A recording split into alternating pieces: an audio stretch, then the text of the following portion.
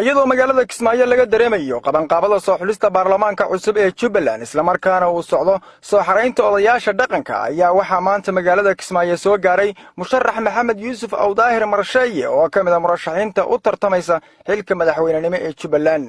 boqolaal kamid ah taageerayaashiisa ayuu kula hadlay hoyga uu ka degay magaalada Kismaayo asagoona ugu horeyn ka tacsiiyay dadkii ku dhintay weerarkii hotel Cascasay 12 bishan tacsigaana u dirno qoysaskii dadkii Soomaaliyeed ee muxsiniinta ahaa ee gacanta ka xaqdaran ay leysay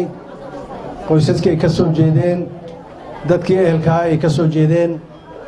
magaalada Kismaayo maamulka Jubbaland iyo ummadda Soomaaliyeed guud ahaan geeri naxdin laba ahayd dadka Soomaaliyeed tacsiibaan uga direena marka labaad intii ka gurmatay baan maxad gaar u heynaa dhaqaatiirtii ururada bulshada ganacsatada maamulka dawladda dhexe intii ka gurmatay ee arrinta ka damqatay iyaguna maxad gaar baan u heynaa wayna ku mahadsan yihiin Marshaye ayaa cod dheer ku sheegay in loo baahan yahay doorasho xor iyo xalaal ah inay ka dhacdo guud ahaanba Jubbaland asagoona hoosta ka xariiqay inaanay murashaxiintu aqbali doonin arrinta saddexda ee la doonayo in lagu soo xulo xildhibaanada cusub ee baarlamaanka Jubbaland waa doorasho dastuuri ah waqtigeedana uu imaaday wayna dhici insha Allah idinka Ilaahay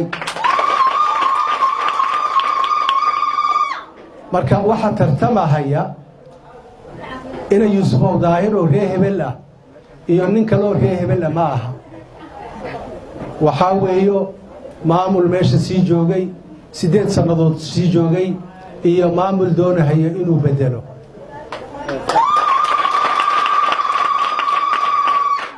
dalkeenu sidaad ka warheysaan dagaal sokeeya ka dhacay dagaalada sokeeya ee dalkeena ka dhacay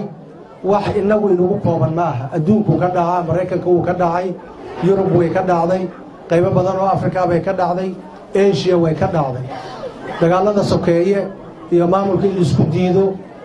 in dadku hub isu qaato wax cusub ma aha laakiin waxa lagaga duwan yahay waxaan kaga duwanahay ummadaha kale dagaalkii sokeeye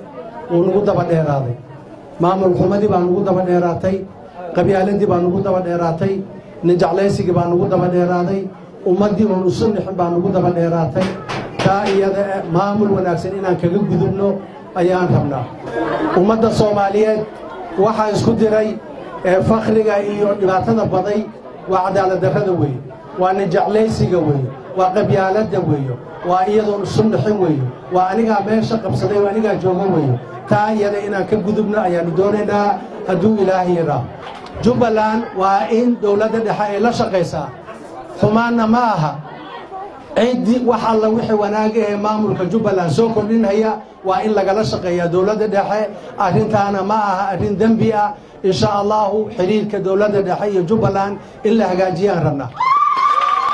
laakiinta iyo dhaqameedyada waxaan ugu baaqaynaa mas'uuliyad gaar ah ummadda ka saaran mas'uuliyad gaar ah maamulka xoojintiisa ka saaran talada dalka ninna marti ugu meeyaha waxaan u sheegaynaa dadka ay soo xulahayaan inay ku soo xulaan akhlaaq diin daljacayl wadaniyad waa inay ku soo xulaan Axmed Caydi Diriye RTN TV magaalada Kismaayo